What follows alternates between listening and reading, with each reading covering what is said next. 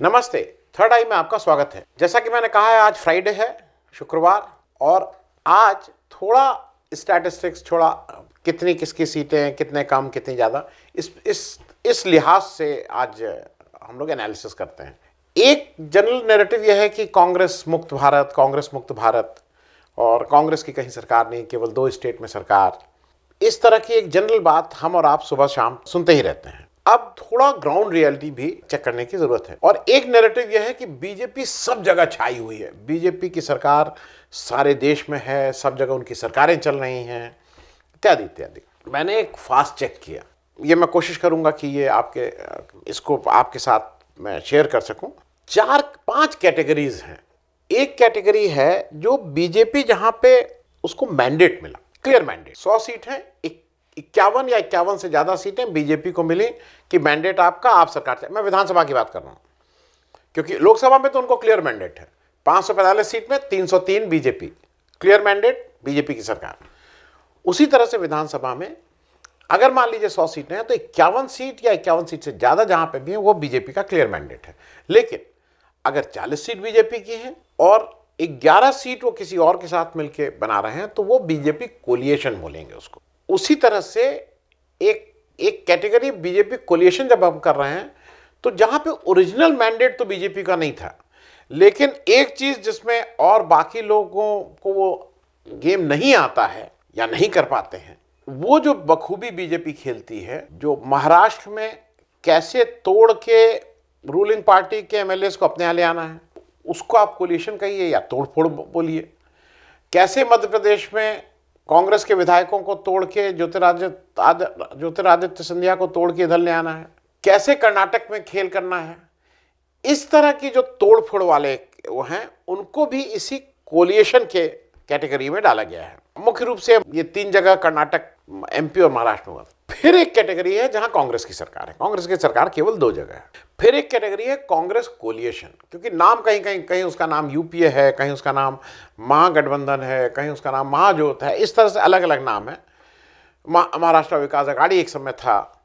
वो जो कांग्रेस के कोलिएशन है, जैसे अगर तमिलनाडु है तो वो यूपीए का में पार्टनर है डीएमके, और डीएमके की सरकार वहां है, तो एक कैटेगरी वो है। और एक 5वीं कैटेगरी है जिसको नॉन अलाइंड कह लीजिए, अदर्स कह लीजिए, जैसे आंध्र प्रदेश में वाईएसआर की कांग्रेस पार्टी, केरल में लेफ्ट, मिजोरम में एमएनएफ, उड़ीसा में बीजेडी, पंजाब और दिल्ली में आम आदमी पार्टी, वेस्ट बंगाल में तृणमूल कांग्रेस, तेलंगाना में टीआरएस। ये लोग नॉन अलाइंड कह लीजिए, क्योंकि मैं इनको एक अलग कैटेगरी में रखा हूं समझने की दृष्टि। अब वो सरकारें, जैसा बीजेपी मानती है कि पूरे देश में उसको मैंडेट है, पूरे देश में उसकी सरकारें, वो उसका जरा गणित समझ लीजिए। केवल 8 राज्यों में बीजेपी को क्लियर मैंडेट विधानसभा में मिला है। और वो 8 राज्य कौन से हैं? वो 8 राज्य हैं अरुणाचल प्रदेश, गोवा, गुजरात, हिमाचल प्रदेश, मणिपुर, त्रिपुरा, उत्तर प्रदेश और उत्तराखंड, जहां पे उसको क्लियर मैंडेट मिला है कि आप उसकी सरकार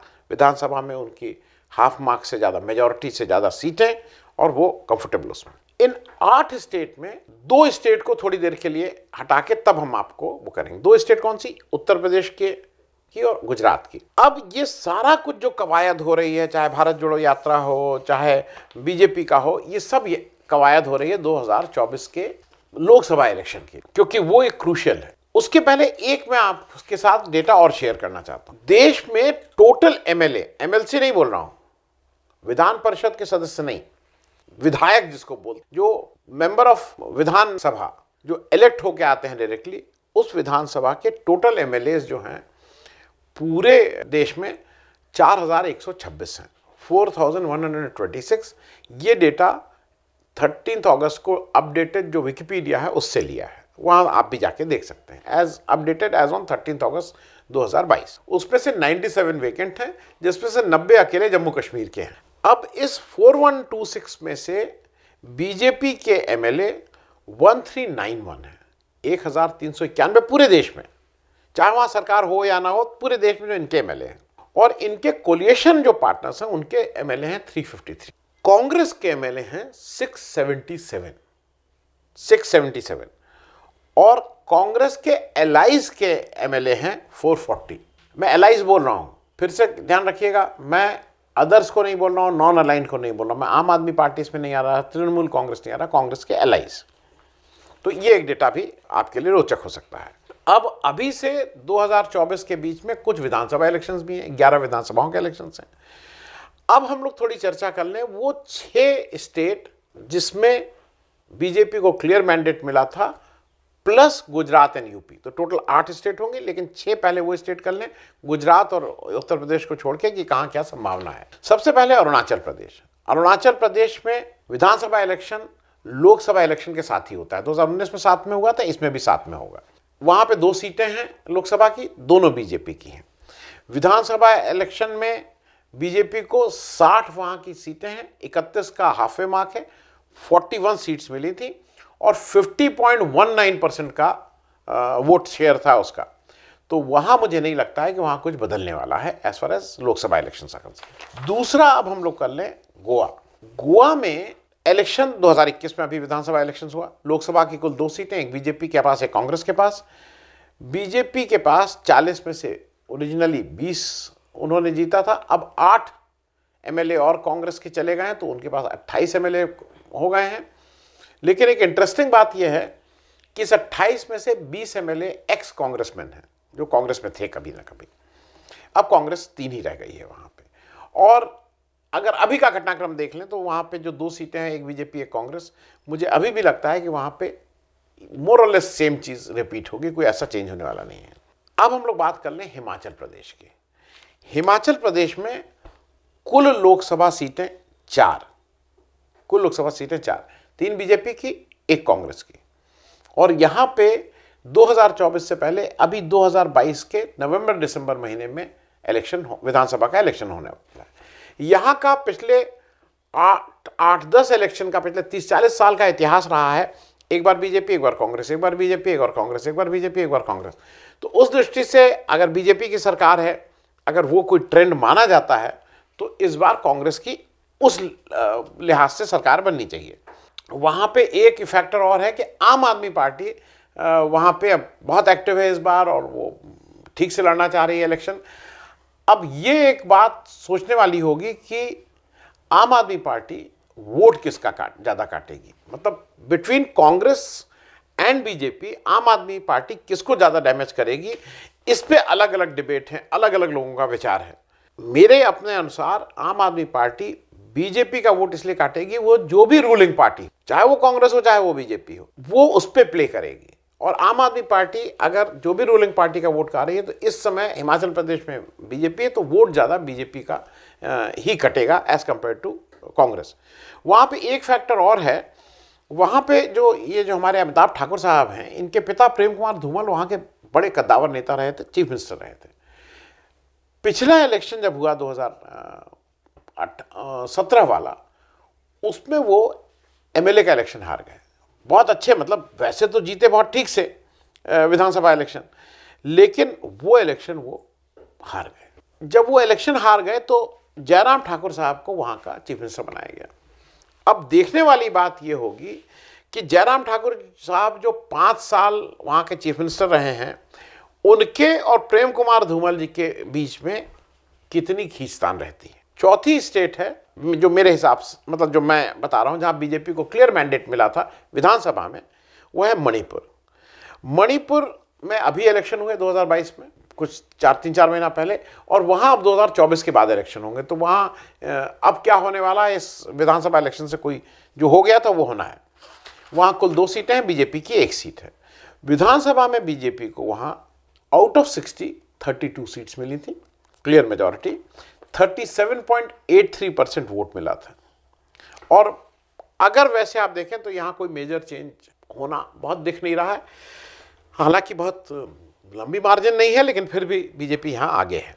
अब बात 5वीं स्टेट की, त्रिपुरा। त्रिपुरा में इलेक्शन 2024 के जनरल इलेक्शन से पहले वहाँ की विधानसभा होना है 2023 में। लोकसभा की 2 सीटें दोनों बीजेपी के पास। अब इस बार वहाँ पे टीएमसी भी जोर आजमा रही है और पूरी ताकत से वहाँ लड़ने की कोशिश में है। सुष्मिता देव जी जो कांग्रेस में की, महिला कांग्रेस की ऑल इंडिया अध्यक्ष थी, वो छोड़ के टीएमसी ज्वाइन कर ली हैं, वो राज्यसभा सांसद भी बन गई हैं, और टीएमसी इस बार काफ़ी जोर लगाए हुए है। विधानसभा की कुल वहां 60 सीटें हैं। पिछले इलेक्शन में बीजेपी को 60 में से 36, हाफ ए मार्क 31 था, 36 सीट्स मिली थी। सीपीएम जो वहां पे उनको टक्कर देता है, उसको 60 में से 16 सीट मिली थी। लेकिन एक डेटा मैं आपके साथ और शेयर कर लूं, जो वोट परसेंटेज था वो बीजेपी को वहां 43.59% वोट मिला था, सीपीएम को 42.22% वोट मिला था। करीब 1% वोट होने से जो सीटों का फासला था वो 20 का था। तो अब ये देखना कि एंटी इनकम्बेंसी होती है कि नहीं होती है। यहां पे भी टीएमसी किसको ज़्यादा डैमेज करेगी, रूलिंग पार्टी बीजेपी को ज़्यादा डैमेज करेगी कि सीपीएम को करेगी, ये तो अभी आने वाला वक्त ही बताएगा। अब फाइनल जो छठा राज्य है उत्तराखंड। उत्तराखंड में अभी इलेक्शन हुए हैं विधानसभा के, इसलिए वहाँ कोई इलेक्शन नया होना नहीं है 2024 से पहले। लोकसभा की 5 सीटें हैं, पांचों बीजेपी के पास हैं। इस बार बीजेपी ने 70 में से 47 सीट्स, डिसाइसिव विक्ट्री, 47 सीटें जीती हैं। कांग्रेस ने 70 में से 19 सीट जीती हैं। बीजेपी को वोट मिला है, विधानसभा इलेक्शन की बात कर रहा हूँ, 44.3%, कांग्रेस को मिला है 37.9%। यहाँ पे आम आदमी पार्टी भी इलेक्शन लड़ी थी, बीएसपी भी एक फैक्टर वहाँ रहती है। वो देखने वाली बात होगी कि आम आदमी पार्टी और बीएसपी यहाँ क्या करते हैं।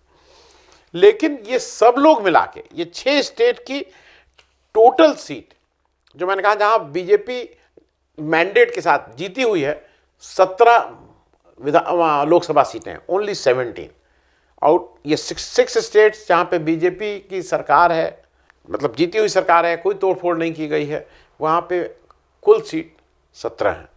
अब बचती हैं 2 स्टेट, इसके अलावा जहाँ बीजेपी ने विधानसभा इलेक्शन जीता और उसकी अपनी डायरेक्ट सरकार है, पूर्ण बहुमत की सरकार है, गुजरात और उत्तर प्रदेश। गुजरात में 26 सीटें हैं, उत्तर प्रदेश में 80 सीटें हैं। गुजरात का इलेक्शन अभी इस साल के अंत में होना है। और उसी का ये सब आपने देखा ना कि महाराष्ट्र से वो जो अभी एक बड़ा प्रोजेक्ट लगना था महाराष्ट्र में वेदांत और फॉक्सकॉन के साथ 1.5 लाख करोड़ का, उसको भी बीजेपी ने वहां से उठा के गुजरात में इसलिए किया है कि उसके यहाँ इलेक्शन अगले 2-3 महीने में, तो कहने को कुछ होगा। ये भी एक टेस्ट होगा, क्योंकि वहाँ 30-35 साल से, करीब 4 दशकों से बीजेपी सरकार में है। वहाँ कितना अच्छा हुआ, कितना नहीं हुआ, गुजरात मॉडल कितना सक्सेसफुल रहा, ये देखने वाली बात होगी। लेकिन कुल मिला के मेरा ऐसा कहना है कि जो बीजेपी का एक जनरल नैरेटिव है ना कि मैं पूरे देश में, मुझे मैंडेट है, पूरे देश में मैंडेट है, मेरी मेजॉरिटी है, वो मेजॉरिटी केवल 8 स्टेट में विधानसभा में है। अब आने वाले इलेक्शन में देखें क्या होता है। 2024 के इलेक्शन से पहले अभी तुरंत तो हिमाचल प्रदेश और गुजरात के विधानसभा इलेक्शन में सबकी नज़रें रहेंगी। Thank you so much.